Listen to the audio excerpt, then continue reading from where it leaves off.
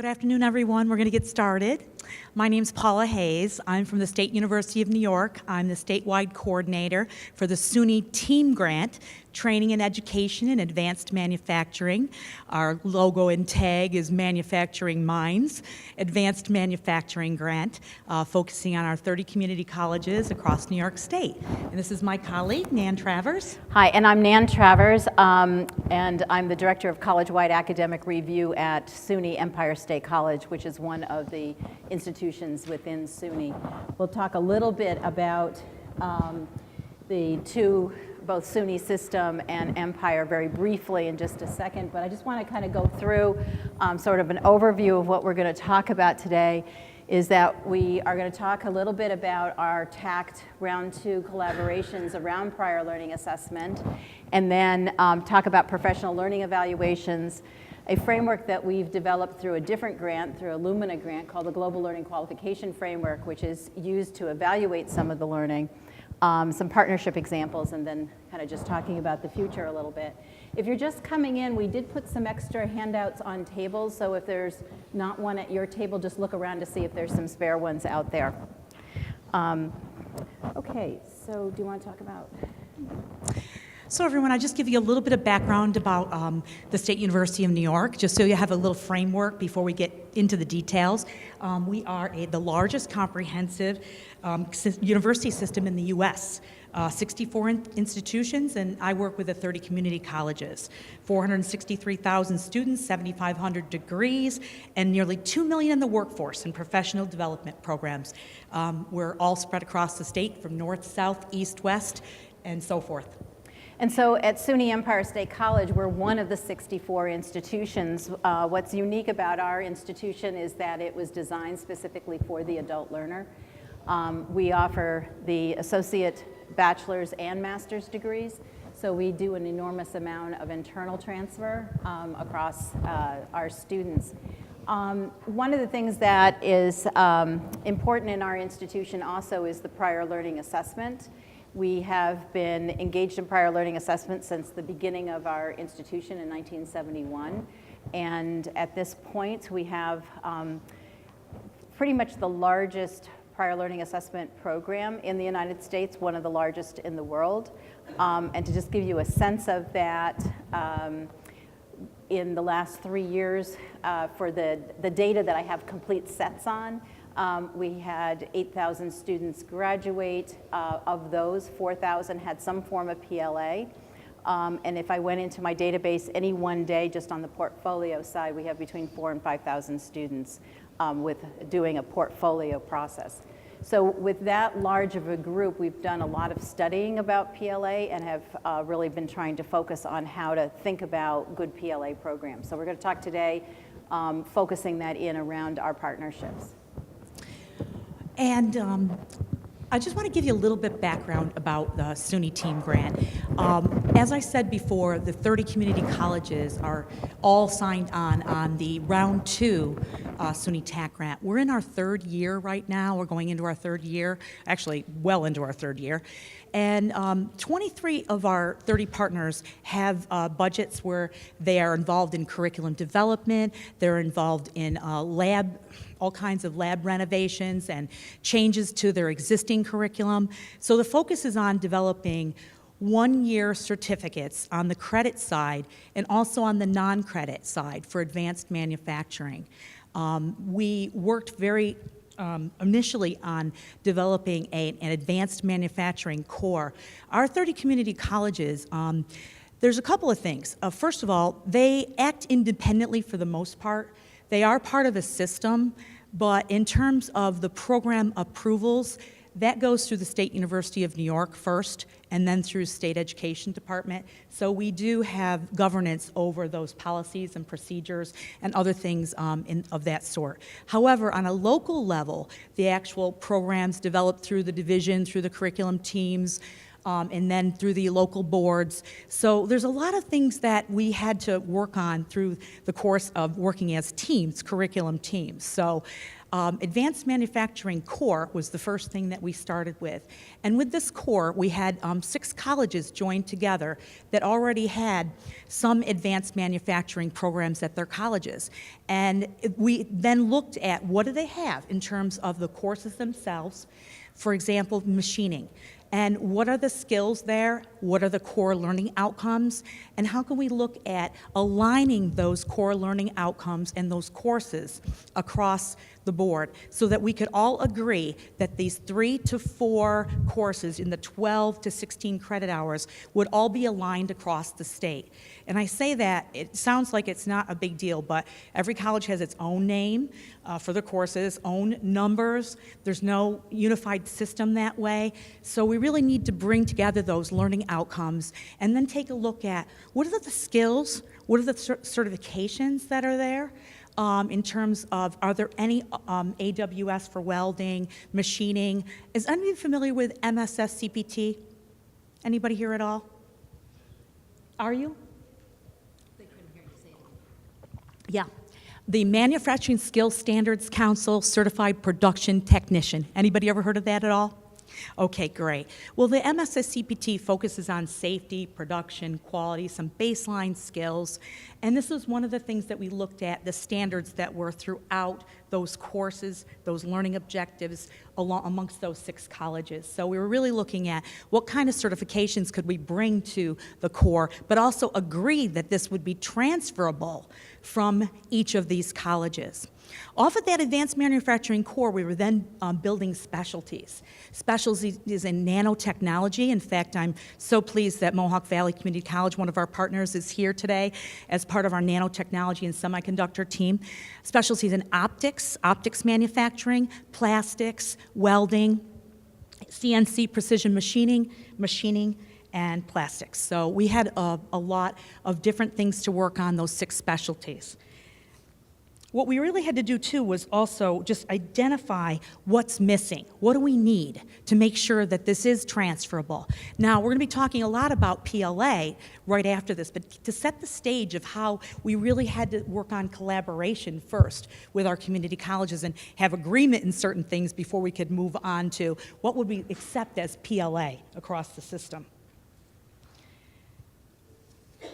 So with this SUNY team grant, again, training and education, advanced manufacturing, the goals were to develop and implement in uniform and consistent policies and practices for PLA. As I said, there was not consistency across the board. So that was one of the things that we had to work on. Look at the work-based experiences and evaluate certifications for advanced manufacturing areas using pretty much the NAM-based skills certification with the Manufacturing Institute. Now, some of you may not be familiar with some of this terminology, and if there's anything that I'm saying that doesn't make sense, please just stop and raise your hand because there's a lot of acronyms with this. We're also going to create professional development for all 30 community colleges for PLA.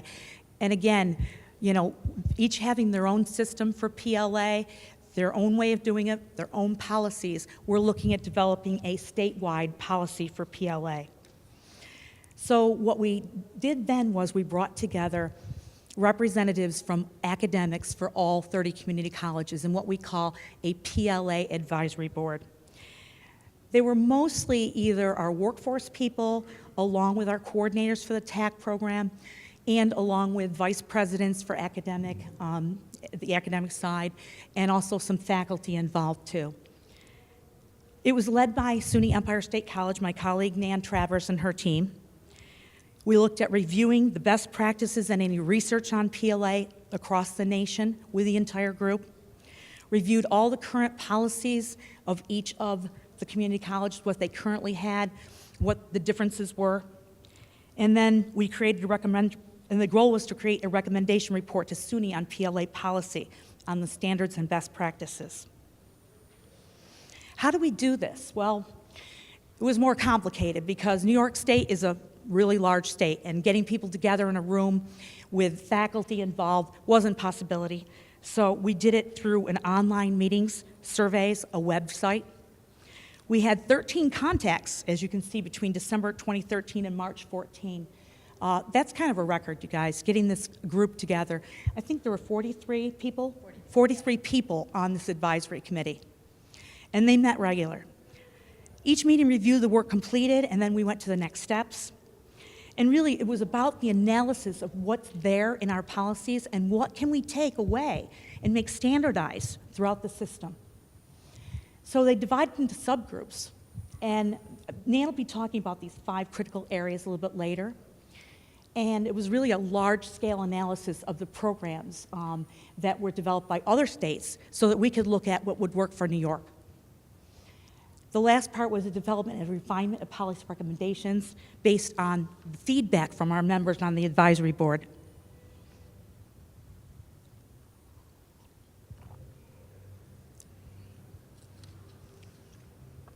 Was it 1976?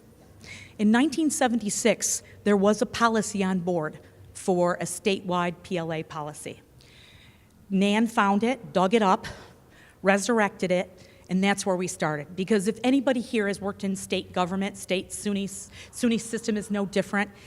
Starting with the policy as a baseline was easier than starting from scratch. So that's what we did. It represented consensus, and the PLA policy recommendations that came up represented consensus across all 30 community colleges. And this was for providing a guarantee of these transfer credits for PLA credits, transfer across our system, that there was a baseline that everybody could agree to. It also provided for a guarantee of military credits and the TAACCCT program's PLA credits. Currently, this policy is under review at SUNY System office. We expect that we'll see a lot more movement on it within the next couple of weeks. There's some big changes taking place with personnel at our offices and some things that are happening on different things with seamless transfer across our system. So this is all going to be built into that. So what's really terrific is we also have a SUNY-wide PLA Professional Development. It'll be open to all members of SUNY, but it'll be open to all of you too. And I think that was the important part, that we wanted to just not provide something for our own TAACCCT grant, but also to provide it for anybody else so that you don't have to start all over again. Because this wasn't the easiest thing to do, but I thought the thing that came out the best in this whole thing was just the collaboration amongst our community colleges, amongst our partners, and really just working together to take a look at what makes sense for not only their area, but also for the state itself. So under development is the website that'll have videos, policy and practice information, the resources, and the network. Like I said, the process itself was probably one of the most important things that we developed to be able to work in a very online environment and to make sure that everybody was able to be involved. These were also taped too and available for those members who could not sit at that particular webinar meeting that time. So there were a lot of resources later. And the whole networking thing is huge because we've already begun that with our curriculum development throughout the community college system, but also too with this PLA process. Next on the board is we're setting up some face-to-face opportunities. Now, we do think it's important for them to get together occasionally, but it is monumental in getting people together, so we are working on that now and setting that all up. Thank you very much, and I'll let Nan take over. Okay, so Paula just talked about our process in terms of collaborating within SUNY, looking at this from a statewide perspective. The third area that we're doing in the TAACCCT grant is to look at evaluating some of the advanced manufacturing areas. And also we tend to do this at our institution. I'm going to talk a little bit about what we're talking about. So professional learning evaluations, it's very similar to how the American Council on Education, ACE, and the National College Credit Recommendation Service, NCCRS, are able to go in. They bring in a faculty team, and they recruit from across the United States in faculty from universities and colleges to go in and evaluate training, that's standardized training, or certifications, licenses, and such. So we have followed a very similar type of process, and we put together, we draw on our own faculty as well as have outside expertise. In terms of the groups that we're putting together for the TAACCCT grants, we're pulling from the 30 community colleges, looking specifically at those areas that have been developed in the advanced manufacturing and using those faculty to evaluate these certifications. We put the faculty through a training period for being able to understand how to do the evaluation and then collect all of the curriculum for that. One of the things that this is a growing process that many other institutions as well. And so recently we've created a consortium. It's the consortium for it's right here, Consortium for the Assessment of College Equivalency case. And we have 6 founding institutions which are listed there who are also doing these. If you are from a state where one of these institutions are sitting, you'll find that they have done an extensive amount of these professional learning evaluations. In our consortium, we are also have an agreement that we're finalizing right now, which will guarantee that we can use each other's evaluations. So it really expands the possibility of credits. And as I like to really emphasize, these have been faculty evaluated, and that's where the recommendation comes up through. So with the TAACCCT grant, what we did is we identified the NAM Advanced Manufacturing certifications that have already been evaluated. What we felt is that if ACE or NCCRS had already evaluated it, or if another regionally accredited institution had evaluated it, we would look at their process. If it matched our process, then we would accept that. And so we didn't have to go and repeat the process. Once it's been evaluated by a faculty committee, it seems silly to go back and have to reevaluate it. And so we wanted to, just like we would for transfer credit, accept it from that institution. So some of these were overlapped, but they're altogether there were just under 50 of them that we looked at, in which 10 of them had not been evaluated. A few of those were not going to match the curriculum that was being developed with the TAACCCT program, so we've dropped those out. I think we have 7 that we're evaluating. We're right in the middle of putting our faculty committees together. So the process, again, that we will follow is when we bring the committees together. In fact, I think it's a week from Friday that we have our first meeting with the faculty. Again, we train them to think about how to assess the learning. We provide all of the background information. They go through it in other situations that we do within our own college. A lot of times there is a need to also do a site visit, so we send the faculty out to review the program, see how it's being instructed, looking at the assessments, interviewing the students, and make the recommendation. These are some examples that have actually just been completed in the last year at Empire State College. And so some of the examples that I have up here that we just completed were, for example, the hospital-based radiological technician program. So again, we put a faculty committee together. We had outside expert that was on it as well. It is standardized curriculum that is actually nationally standardized.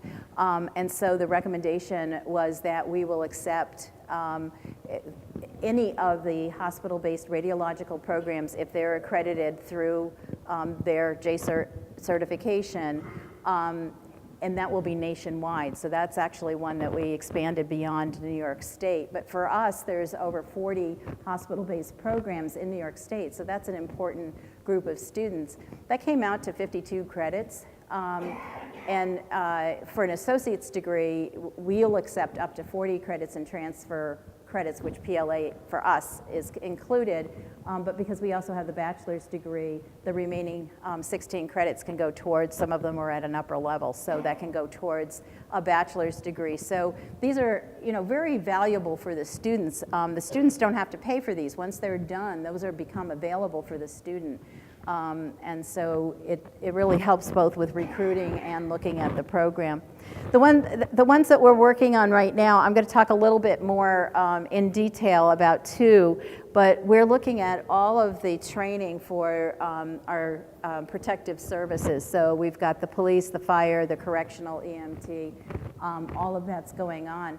And in that case, what we did is we put a steering committee to look at the full spectrum because some of the training overlapped, and then each faculty member that was on the steering committee is leading another committee. So we actually have 5 committees that are running right now at the same time with that.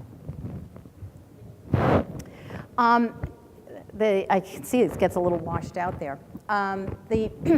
So one of the things that I was faced with is both in terms of at a student level, how are we assessing college level learning? And then also when we go in and do these professional learning evaluations, how are we even able to go in and look at occupational learning and be able to determine whether or not it is at college level? So I was able to get a Lumina Grant.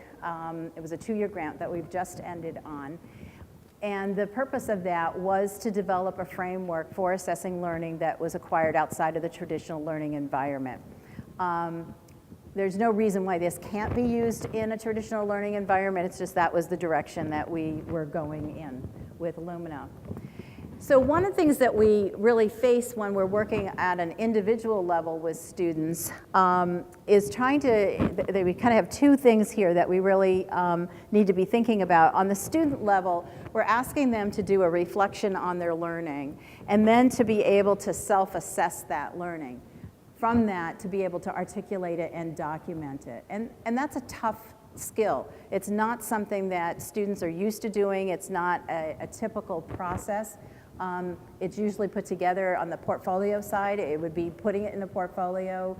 We've moved to e-portfolios with this, so there's another level of making sure students can use the technology. On the institutional side, though, we have to be able to recognize the learning, be able to validate it, to assess it and validate that learning, and then credential it, which means that is a skill set for our faculty to be able to look at this external learning and be able to determine if it's college level. So that was an important piece for that. So what we did is we first stopped to sort of say, okay, what is learning? Because if we're going to assess it, we need to know what we are assessing. And dived into a bit of the brain research to get a sense of what learning is. So just in a very kind of superficial way of talking about it, when we encounter experiences through our sensory inputs, we are stimulating our neurons, and there is a neurochemical reaction that's happening as the neurons are stimulated. And if there is great value to it or intensity to it, those are 2 important pieces, it actually changes the chemical structure the more intense and the more value you put for it. And it creates these durable memory traces that get networked through. Whenever you encounter a new experience, you're automatically looking at your past experiences and making a comparison. The comparison is either this is something similar to something I'm used to. So we're all sitting in a conference. This is probably not the first conference that most of you have been to. I'm standing up here lecturing. It probably doesn't have much intensity, doesn't have much value to it. So you're kind of like just there.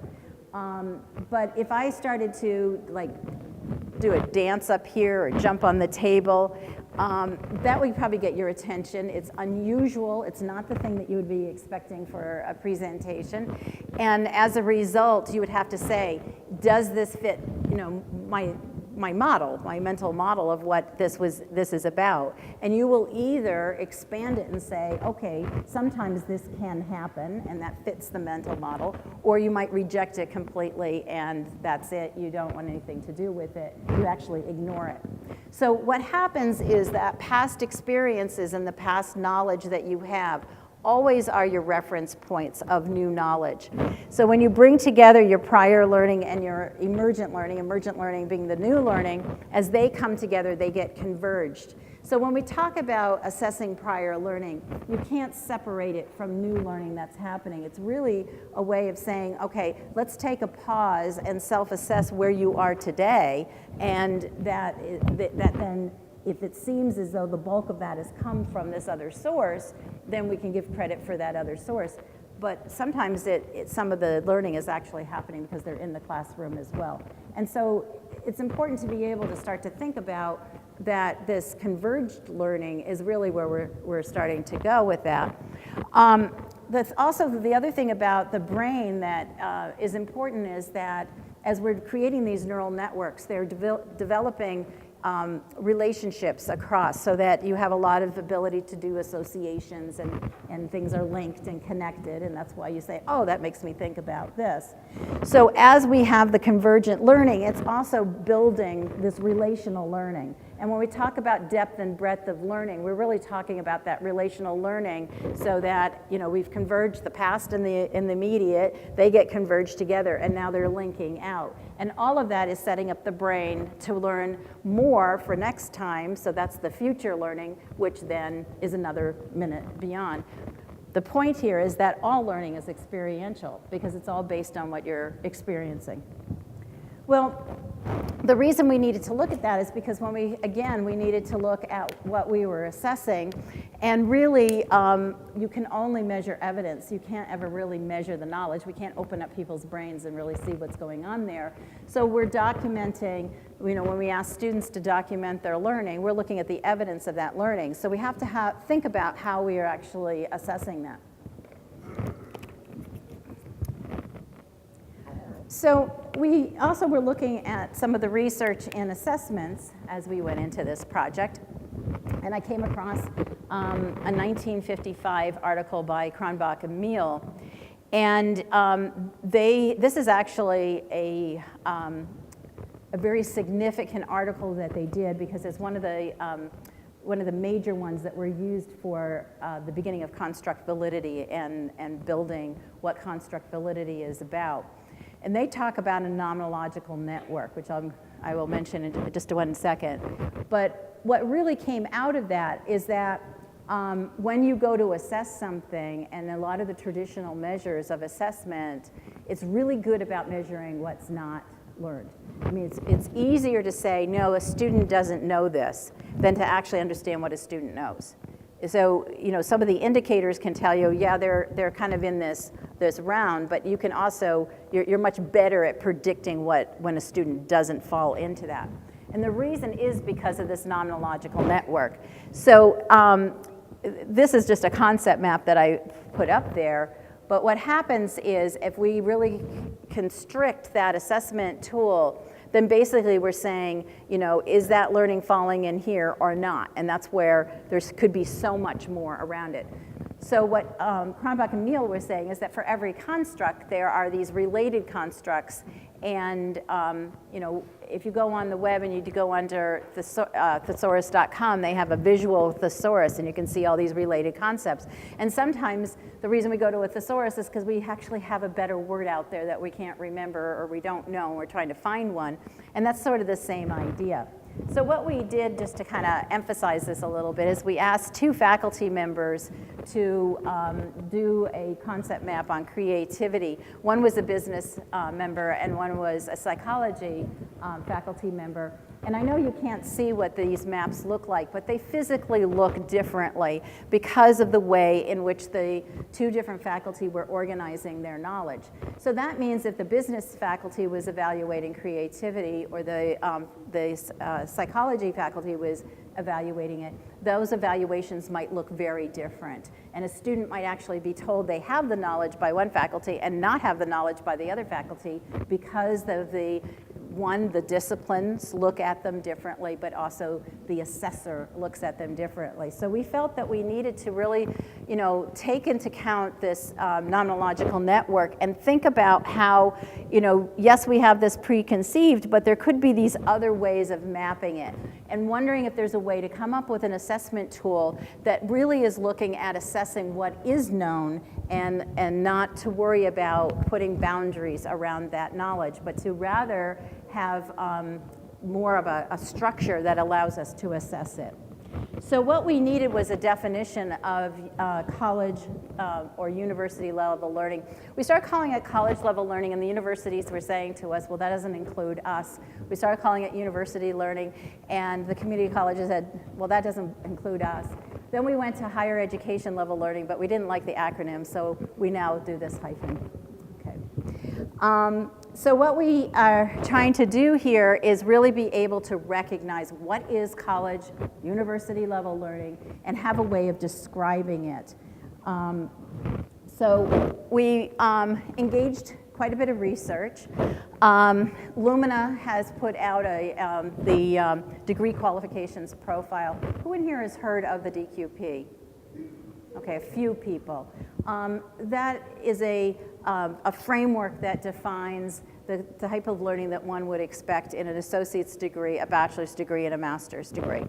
We also looked at AAC&U's work that they've done on the essential outcomes of a liberal arts education and looking at their value rubrics.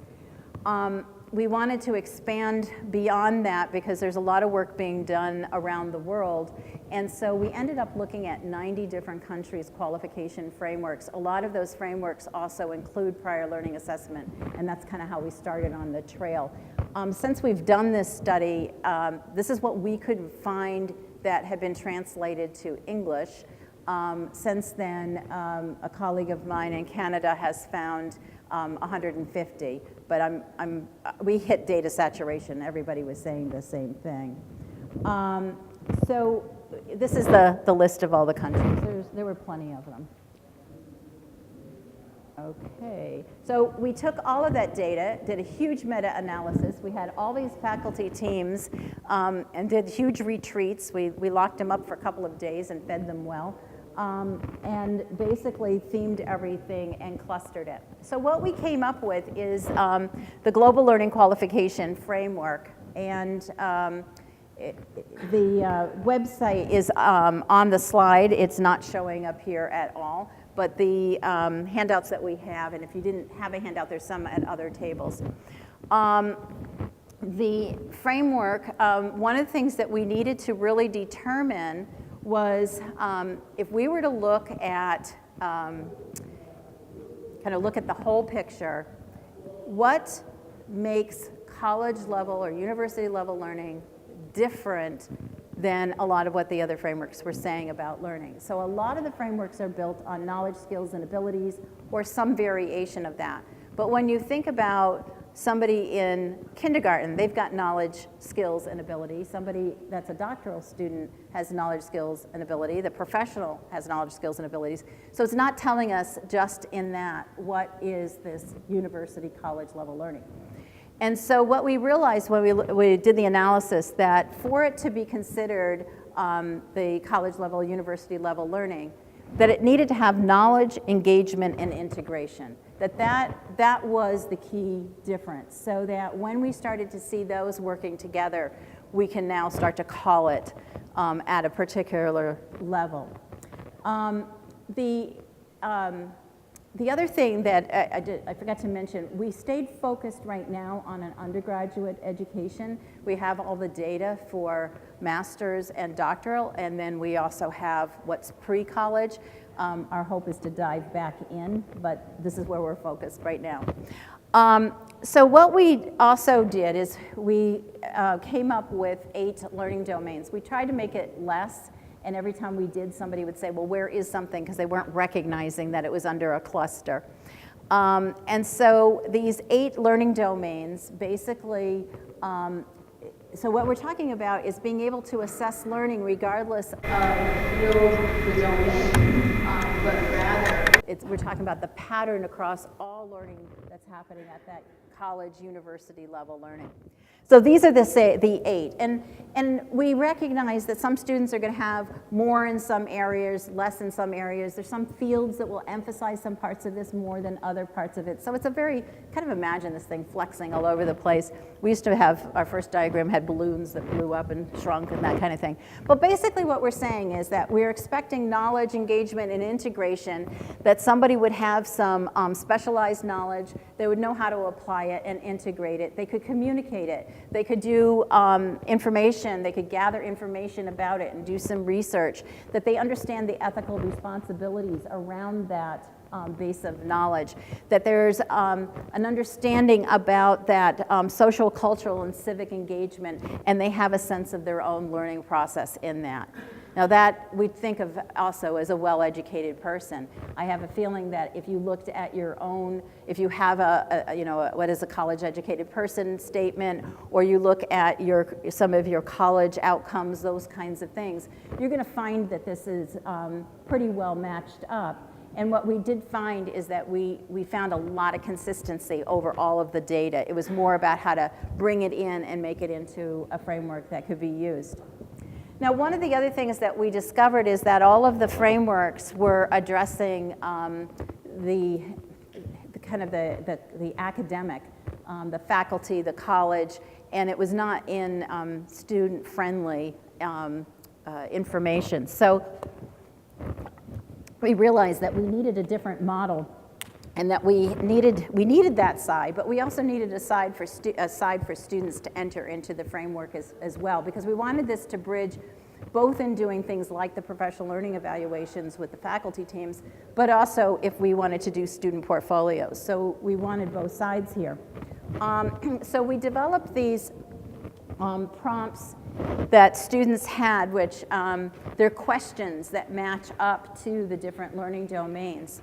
So on the faculty evaluator, the administrative side, we have these learning descriptors. We decided to call them learning descriptors. There's a couple countries that call them learning descriptors, because there's such a debate in the United States about what's a learning outcome, what's a competency, are they the same, are they different, all of that. And we decided, let's step out of that argument because it was more than what we wanted to solve at that moment.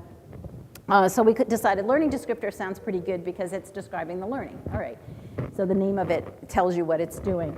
And all of the frameworks that we studied had levels. They divided up levels. So we retained that in our data, and so we were able to talk about these learning descriptors at a lower level or an upper level, equivalent to the first 2 years or second 2 years. And one of the issues that we find in assessing prior learning is, when do you say that this actually moves into advanced level? I mean, it's really a hard thing to decide. So we felt that we needed good descriptors for both sides. And again, this was coming from the data. So what this looks like on our website right now is that for each of the 8 domains, you've got the lower level descriptors. So here's a definition, and then you also have the upper level descriptors. Then you have the questions that relate to those descriptors that can be used for prompts for students. They're also really good questions that can be revised in any way you want to, but they're good questions for faculty to be thinking about when they're also engaging in other kinds of assessments. So it might be the student for responding, or it's a way of saying, is this the kind of thing that you're seeing there? Is that the learning? We also have examples of evidence, because one of the things that we found is that people have a hard time thinking about what is good evidence. So in each of these, we also gave that. But then we also realized that if we gave all those questions to a student, that would be an overload, and it would tip them probably having them run out the room and signing up for a class instead. So we realized we needed templates, and I'm really sorry these are so washed out.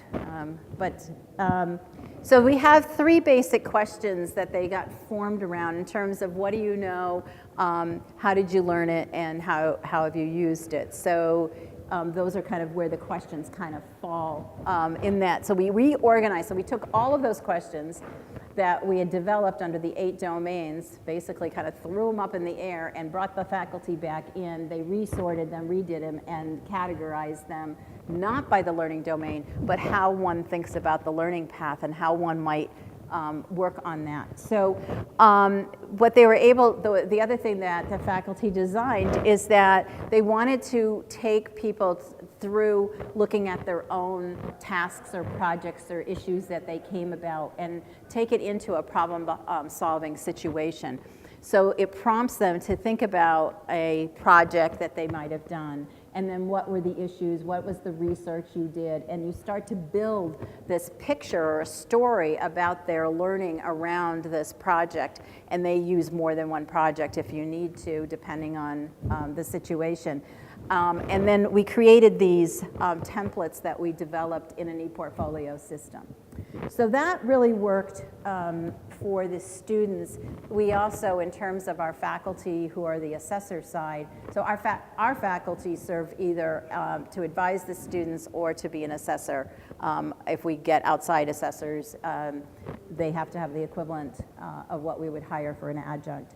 So we also, on the assessor side, have a template that gives them all the student questions, the different learning descriptors, and a little small rubric to help them decide with comments. It's very simple, but we're seeing some really good comments and assessments that are coming out.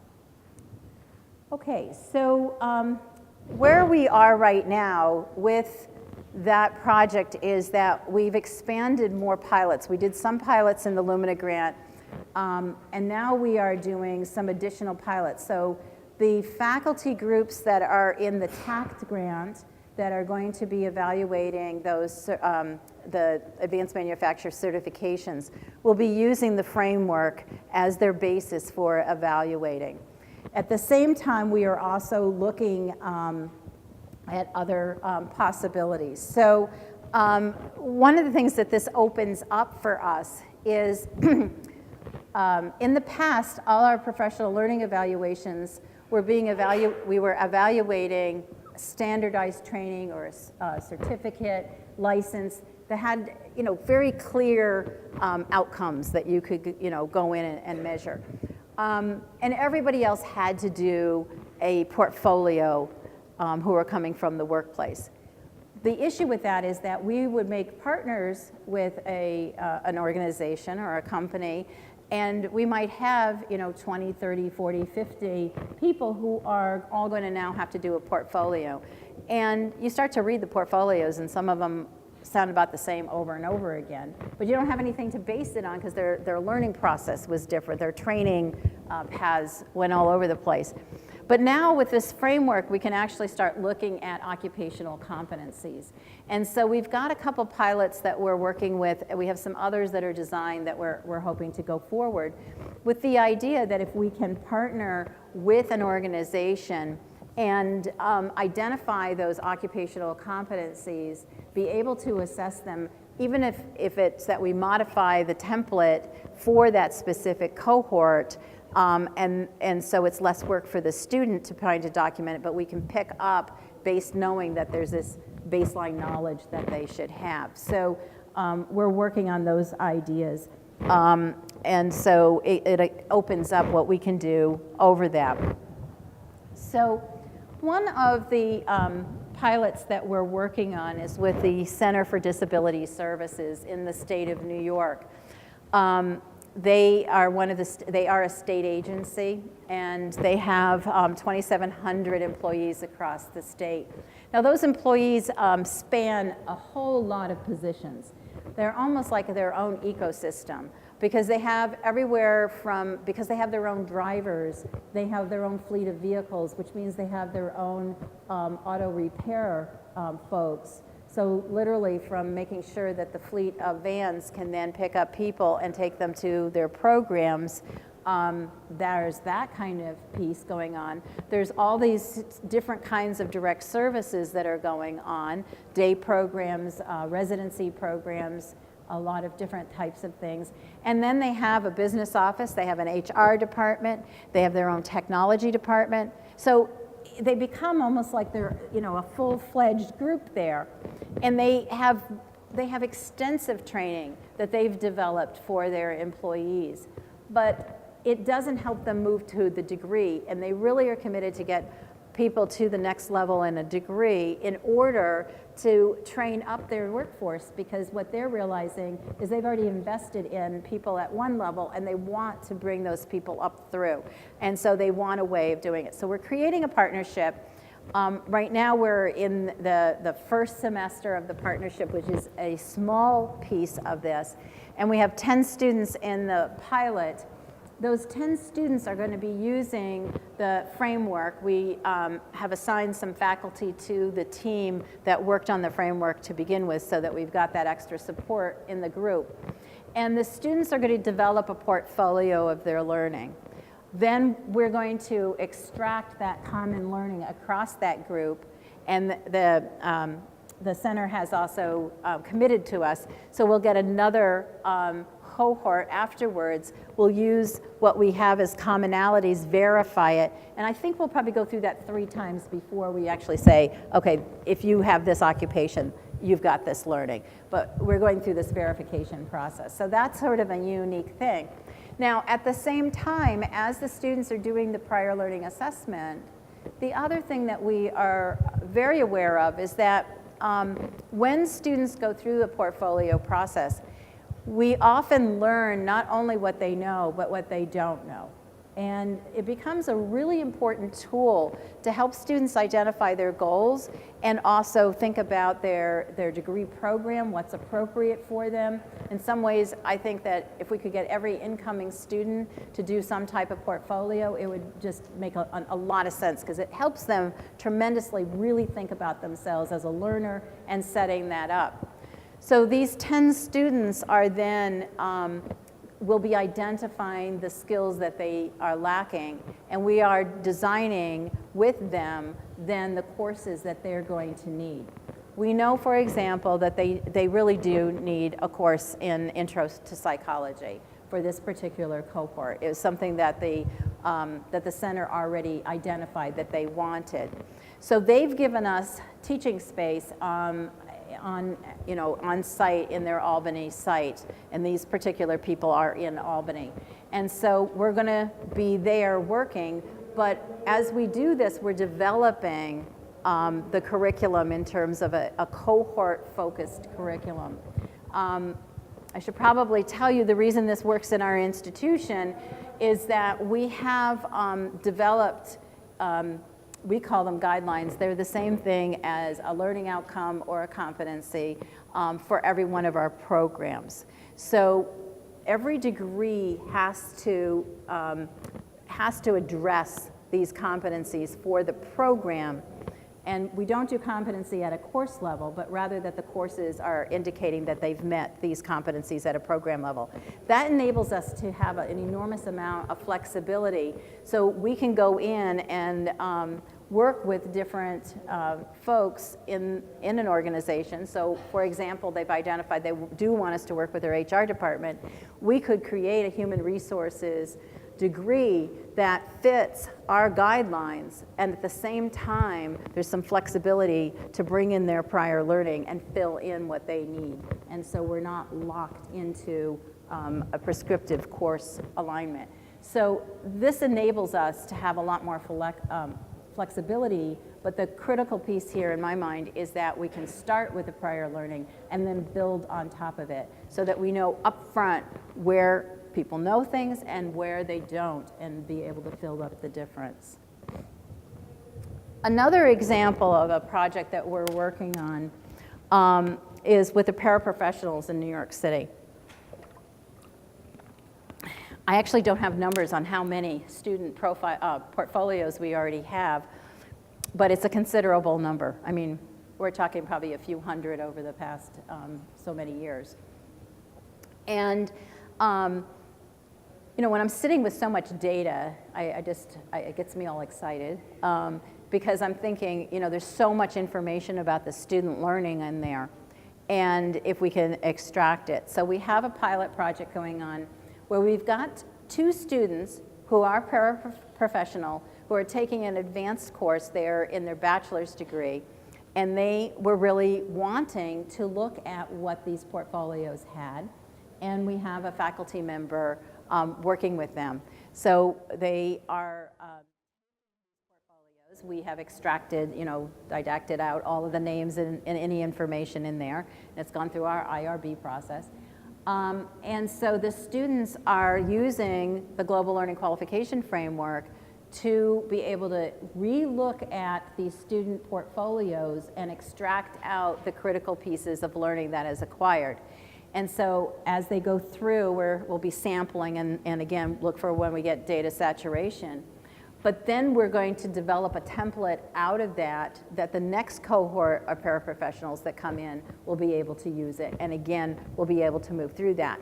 Now, I do know that we probably won't have a very, when we talk about a professional learning evaluation, we're probably not going to have a set thing for the paraprofessionals, because we have discovered that the kinds of experiences and training that they have is so variable that in that case we still would need the individual student verification on that. But by having a template based on the learning that we know they should be coming out of the field with, then we'll be able to streamline the process for the students instead of having to do an extensive portfolio. So these are just some examples of kind of where we're thinking, where we're going with this with our next steps. I am looking for people to, say, oh, I'd like to try the framework and be able to keep track of your progress with it, et cetera, because we're trying to get more proof of concepts. I am going back to Lumina and developing some more money requests to get another grant, of course. But this is now an opportunity for people to really be thinking about having a framework that really everybody can be using in order to be able to think about how do we actually assess it and feel that we've got some standards that fit the type of learning that we're talking about without making it such a tight rubric or a tight examination that cuts out an enormous amount of the work. So I'm going to open it up to questions. We've got about 6, 7, 8 minutes left.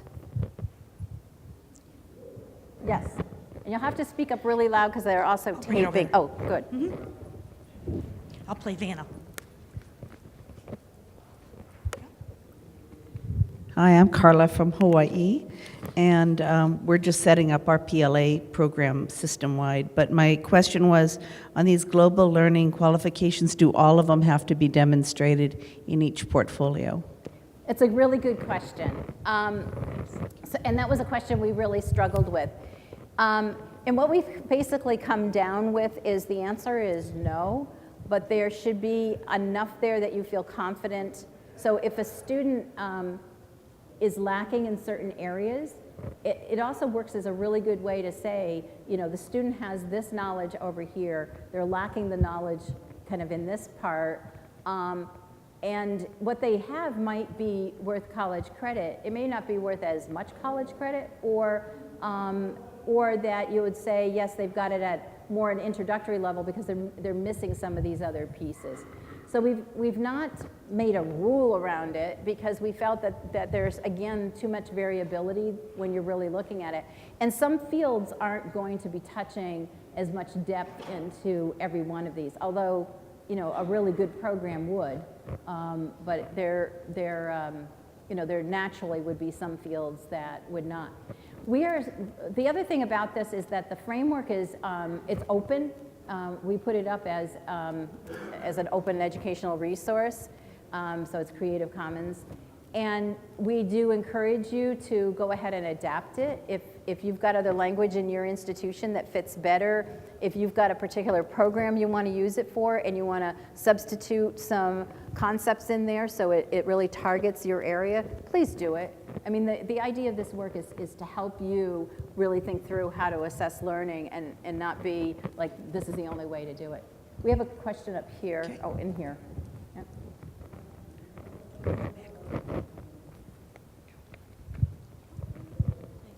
I'm just just wondering about the time frame for students to put the portfolios together, and then also the time it's taking for assessment. Okay, so without the framework, our students,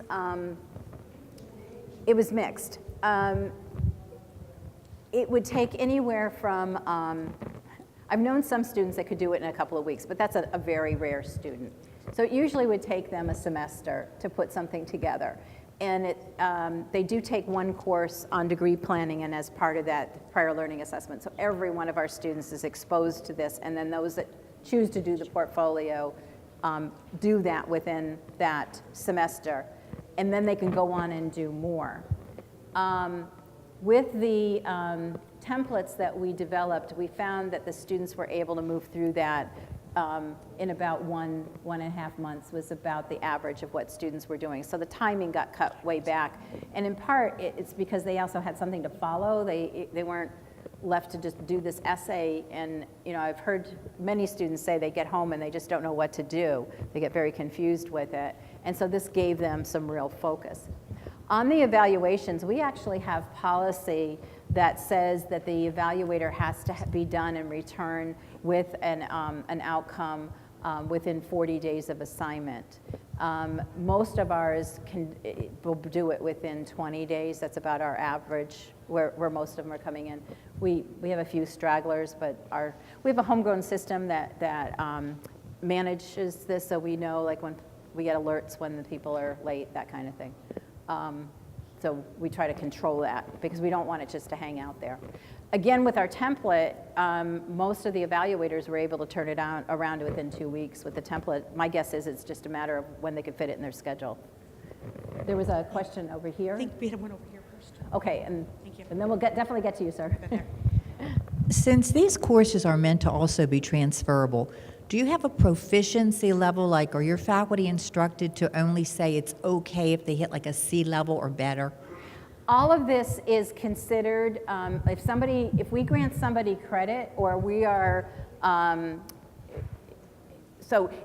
me talk about it for the portfolio, and then let me talk about it for the professional learning evaluation. So with the portfolio process, if somebody is awarded credit, then that is equivalent to C or better. It's like a pass-fail, but it is the way our policy reads, okay? Then with the professional learning evaluations, one of the things is that we will not evaluate any training or learning out there that does not have some form of assessment. So even with your licenses and certifications, there's usually a test, there's something. Somebody doesn't get that unless they pass. And again, the idea is if they've passed that, a license or a certification, if they've passed it, then that's going to be equivalent to C or better. If an organization comes to us and they do not have assessments built in, we won't evaluate it because we have no way, unless we create an evaluation process, that's when we would turn to the portfolio for the students, because we are not awarding credit on seat time, on just experience. It has to be on the knowledge, and so we need those assessments. So I've actually turned down some organizations that did not have an assessment process. Did you utilize the military joint service transcript in any of your assessments? So can you pull the mic just slightly away? It muffled it for me. Military Joint Service transcript. So- Did you utilize those? We accept all of the military credits that have been evaluated by ACE. So they don't get involved in this if they've already been evaluated. If somebody has military learning that is not been evaluated, then we can go through this process. We have had a conversation with the Marines about the idea of looking at some of their learning, but we haven't gone anywhere with that. Okay, so in our institution, we will accept any ACE evaluated credit, any NCCER evaluated credit. We don't question it, because we know it's gone through this rigorous process. Yeah. I'm Anna Mary from South Puget Sound Community College in Olympia, Washington. And I have two questions since I Okay. have the mic. One is, how long in that 20-day or 40-day evaluation, how much time does the assessment actually take once you sit down and work on it? That's a really hard question, because I've actually, I have not researched that with our evaluators. We have over 1,000 evaluators that we've trained, that we pull on, and then we're constantly adding to it. My guess is, okay, when we do work with our faculty teams to do the professional learning evaluations, not the student portfolios, but the professional learning evaluations, we have calculated, because we pay them for that as extra service. We actually pay them for close to a week's worth of work. We know that the amount of work it takes to review all of that materials. We have team meetings they have to attend. They all get assignments. They have to do their homework, that kind of thing.